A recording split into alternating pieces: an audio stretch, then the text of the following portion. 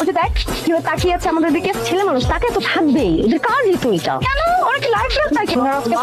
মামা মামা excuse me, আচ্ছা হ্যালো, সমস্যা কি আপনার?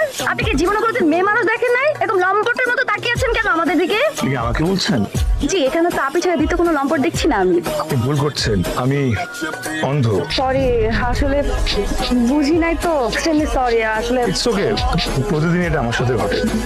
আপনি কি দেখি এই উনি তো আমাদের সাথে যাচ্ছে। আপনি আমাদের সাথে যাচ্ছেন তো? পড়ে যাবো না তো? না না, এই যে চলে আসছি।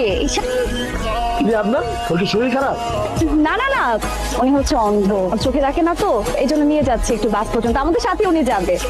চোখে সবই দেখে, আরে ও বানাইছে আমাদের বন্ধু আত্মার। ওরা তো দেরি করলি কেন?